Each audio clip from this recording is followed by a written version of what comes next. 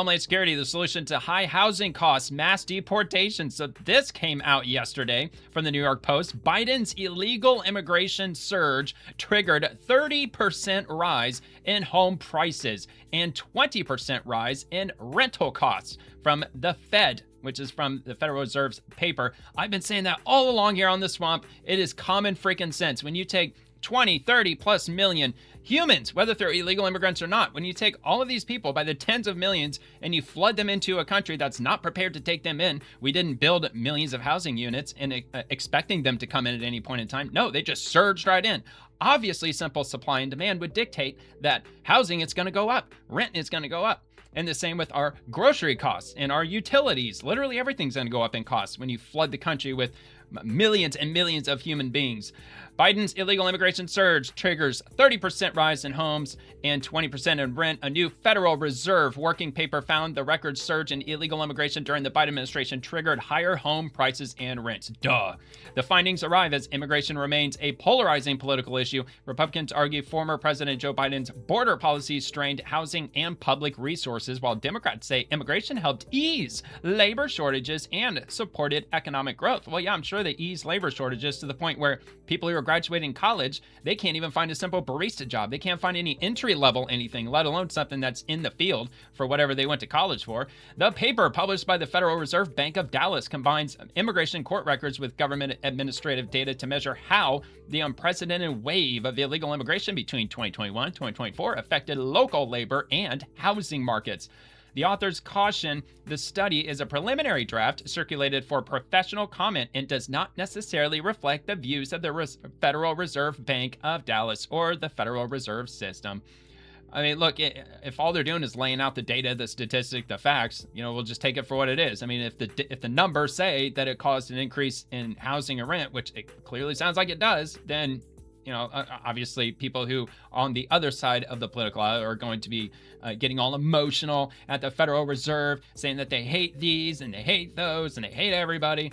Researchers found the influx of illegal immigrants boosted employment with little measurable effect on wages, but significantly increased housing demand. Yeah, I would say it did. A 1% increase in unauthorized workers relative to a local labor force corresponded with roughly a 1% increase in overall employment, with no evidence the immigration surge reduced average wages. All right, well, no direct evidence. I know that's a talking point that I've heard before because I think that just plays into simple economics, though.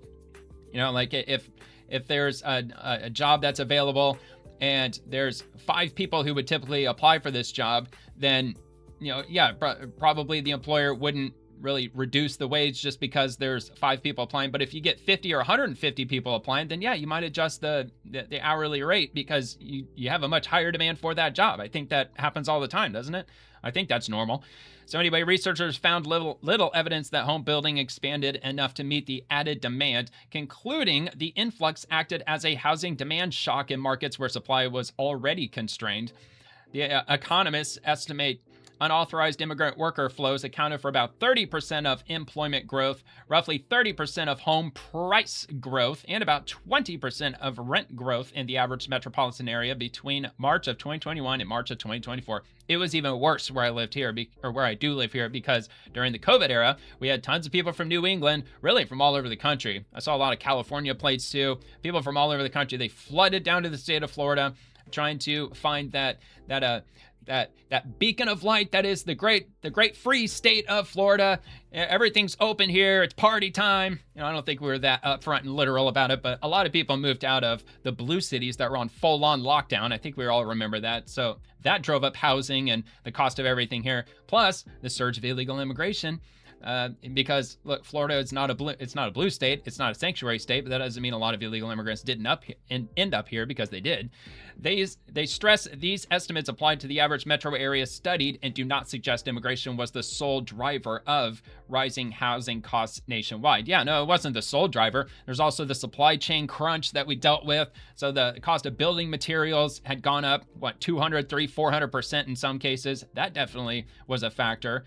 And, obviously other things play out, like inflation in general happening, as well as the local appraisal, the housing appraisal markets were, I would say, allegedly, they were inflating the value of houses in their local area so they could raise the property taxes. Apparently, that has been a pretty big scandal in the state of Texas. There's an economist. His name starts with Mitch. He's on YouTube. I don't remember his last name, but his first name is Mitch. He's been investigating that for at least a few years at this point. Anyway, the paper describes 2021 through 2024 as an unprecedented boom in illegal immigration. Citing Congressional Budget Office estimates, the author said net unauthorized immigration added roughly 7 million people to the U.S. population before slowing sharply in mid-2024. I don't know, man. I somehow doubt it was only 7 million people. Have you seen that footage of just literally thousands of people, caravans and caravans of people just pouring across the border? And not saying that happened each and every single day, but there were probably more days than not where there were literally thousands of people crossing on a daily basis. It's probably a lot more than 7 million people. But I've heard numbers all over the place. I've heard 40 million. I've heard 50 million. And those who give off those numbers would say it was during the Biden administration, not necessarily the total number of illegal immigrants, including those who have been here 30, 40, 50 years. All right, moving on to House Democrats. Trump and Republicans gave ICE $70 billion, but they refused to fix the cost of living crisis they created. Just remember what we just left, like the Biden administration causing housing and rent to go up, which, of course, if housing and rent's going to go up, so is groceries, so is utilities, and the whole 9 yards. But it's all Trump's fault. It's all Republicans' fault, because Trump and the Republicans, they refused to fix the cost of living crisis that they created. Okay, Democrats, it's time to give the American people what they want. Lower costs now. What we're trying to lower costs right now. It's not helping that we have to give $70 billion for ICE funding, but we have to, because that's how we're going to lower the cost of living, is by pushing all of the illegal immigrants back out of the country, send them back home to be with their families, so then we can enjoy the time with ours. Republican budget from Donald Trump and Republicans. The date, June 10th, 2026. The customer, the American people. ICE funding, $70 billion. Lower the cost of living, $0. And lower the healthcare costs, $0. Payment, taxpayer dollars. No tax on tips, no tax on overtime, because that doesn't fix anybody's, their take-home pay and help with the cost of living in any way, which 100% of the Democrats voted against that, by the way. Homeland Security, a pedophile has been deported. This fugitive foreign national was wanted in Brazil for the rape of a 4-year-old girl. Thanks to the heroes of ERO in Miami, the official account for ICE Florida, he's now being removed from our nation. Watch Jason Matera's report on this disgusting criminal's removal. Probably let in during the Biden era. I somehow have no doubt. Are you ready to spend some time in a Brazilian prison now? This is the face of a man who knows his fugitive days are over. He entered under the visa waiver program. He overstayed that. Denny Marucci was allowed to remain during in the the Biden era. United States for up to 90 days using his 4 Italian years old. passport. But instead of leaving by the summer of 2023, the Brazilian national was found living in Tampa Bay. Oh my God, did he live here? Far more serious What the than an fuck? immigration violation. Was already convicted of raping, he said, a 4-year-old? 4-year-old. Yeah, 4-year-old. 4. Sentenced to more than 2 decades in a Brazilian prison, ends up here staying illegally. Seems like a good candidate to get out of the United States. Yeah, real winner there, And President ICE Biden. would arrange that Thanks a lot, one-way Democrats. ticket. The briefing is done. Agents got their game plan. Now they're ready to move on their target. Marucci was arrested on June 9th with our cameras, getting an inside look at the operation. You tell your kids, like, be cautious of single men driving large white vans, and this is the reason why. Yeah, It's scary to might as think, well spray paint free he's right candy here on with the a pool side. and a playground, especially given his horrific criminal history. 17 days later, our Newsmax cameras were there again as the 55-year-old was moved into the next phase of removal. He's been transferred up to the Baker Correctional Institute here. Right here behind us, we're prepping for our flight line. We're going to go out. The flight line Dude, they're talking about this guy in front of all of these people who've also been arrested. Do you think that he's going to keep this secret to himself while he's on the inside? You know that all these inmates are going to know what he did. And I don't even know if he's even going to end up in Brazil. They might end up, doing, control-alt-delete kind of stuff to him. started with a roll call. On June 26th, Denny Marucci was among 44 illegals loaded onto a bus and driven to a nearby airfield in North Florida. I think the biggest misconception of ICE is that we just go around picking up people without any forward thinking or planning. We spend a lot of times targeting illegal aliens, running criminal histories, running background checks, and making proper decisions with the resources that we have. Once someone is arrested, Deputy Field Office Director David Gritty says the case file is still layered with legal review. Aliens are given a lot of due process. They have an opportunity to see an immigration judge with appeal rights all the way to the U.S. Supreme Court. But according to Gritty, Denny Marucci waived that right when he entered the country under the visa waiver program. Well, there now you go. his time in America is up. We're going to put him on his way back home to Brazil to serve the rest of his 20-year sentence, and we'll go out and get some more criminal aliens. Well, and how do we know that he didn't commit any crimes, any horrific, egregious crimes while he was here? He very well could have. And we may just not simply know yet. These Latin American countries, they emptied out their prisons. They emptied out their insane asylums. The same thing happened back in 1980 with Cuba when they did the boat lift that happened between Cuba into Miami. Thousands, tens of thousands of people from prisons and from insane asylums were sent over because the Cuban regime or Castro regime, they didn't want them anymore. Just like all these other Latin American countries, the same thing. Frankly, probably the same over in African countries also, even East Asian countries, because it wasn't just people from Latin America that came over here. It was people from literally all over the world. People from India, people even from the Middle East. They found their way in Mexico and mixed in with all these caravans heading up to the southern border, which was like, 80%, 85% military-aged men who were streaming across the border day in, day out.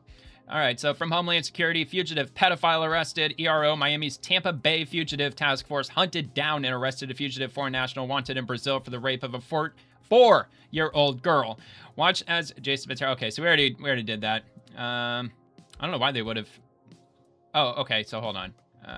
Yeah. All right. Never mind. We already went over it. So let's go to the next one. Homeland Security. This Haitian illegal alien truck driver who was given a CDL by Massachusetts struck and killed a Pennsylvania state trooper. The illegal alien, Michael Bond, veered into the right-hand shoulder and struck trooper Michael Pahira as Pahira was conducting a routine commercial inspection. Bond was allowed into our country by the Biden administration in 2024 as a parolee, by the way. In June 2025, his parole was terminated, but Bond refused to leave the country. This tragedy never should have happened. Our prayers are with Trooper Pahira's family, friends, and loved ones during this time. And there it is, his CDL that was issued by the state of Massachusetts, an illegal immigrant. Not even supposed to be allowed in the country. Massachusetts said, yeah, sure, you can drive any kind of vehicle you damn well please. Sure, why not?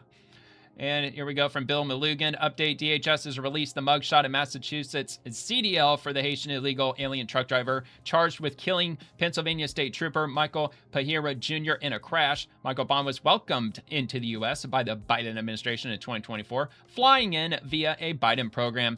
One of the hundreds of thousands of immigrants that were flown in under the cover of darkness by the Biden administration into our international airports all across the country. Okay, so, right, I think we went through that, and let's go ahead and move on to the next topic. It's very unfortunate. It's just absolutely horrible. Should have never even happened. Never should have happened.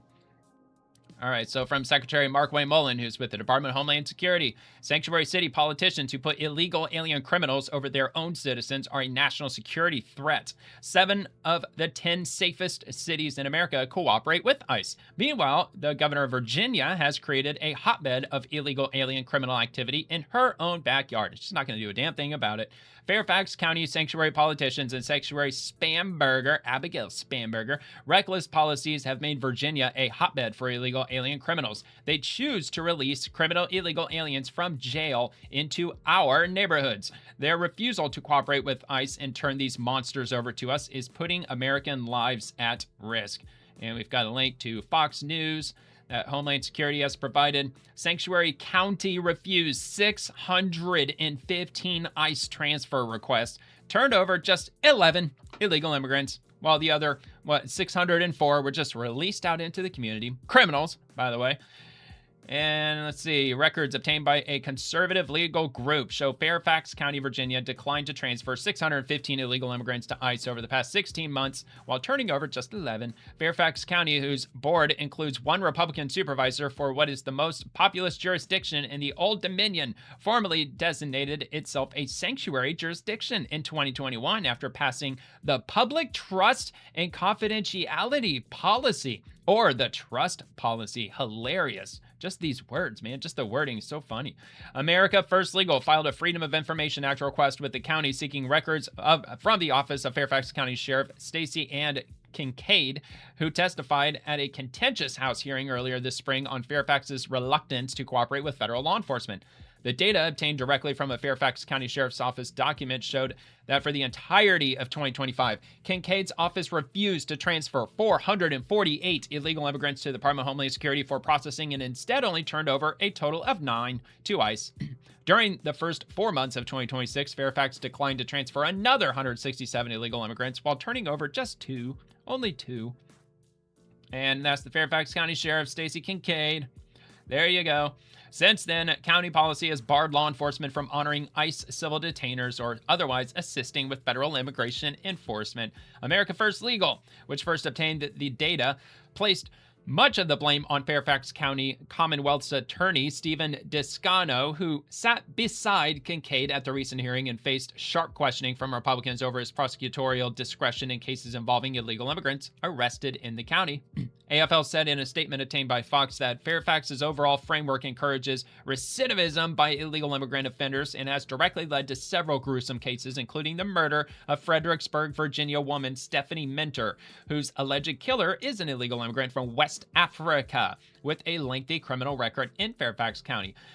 AFL noted that Descano is under investigation by the Justice Department of Civil Rights Division over claims U.S. citizens are effectively discriminated against because of the prosecutor's stated preferential policies, which appeared on his campaign pages and elsewhere, and were highlighted by Subcommittee Chairman Tom McClintock, Republican from California, and others during the hearing.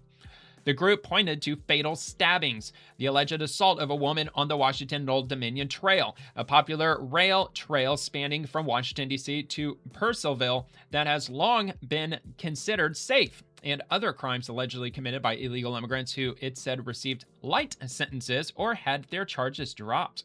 Descano's spokesperson told Fox in a statement Thursday the DOJ's probe is politically motivated and has distorted the office's policy. Spokesperson also said the notice appeared to arrive intentionally just before the Descano testified before McClintock. Yeah, I'm sure it probably did arrive intentionally. So what? And look, if he had all this stuff on his website, you know, if you've never heard of a screenshot, I'm sure that it's probably not been taken out of context if they have the actual image of whatever it was that was said on his website. Quote, our office's policies are fair, legal, and reflect the values of Fairfax County, and we will not be distracted from our mission of keeping this community safe and holding individuals accountable when they commit crimes. Fox reached out to Kincaid's office for a comment. Anyway, it goes on from there. If you want to read the rest of that, I'll have that linked below. And let's rock and roll to the next one. Nope, one more. Let's go back. There we go. Head on to the next. Homeland Security. Thank you, President Trump and Secretary Mullen from the DHS for fixing the Biden border crisis. This is from Rapid Response 47, who posted President Trump's Truth Social that says Biden border. So you got the caravans, the thousands of immigrants pouring into the country from image 1 through image 4. And we've already seen all these before. We saw them day after day, year after year, while Biden was in office. If you enjoyed the video, please like and subscribe to the channel. Check out The Swamp, Monday through Friday at 11 p.m. Eastern, with segments dropping on the daily. Thank you for watching, and have a nice day.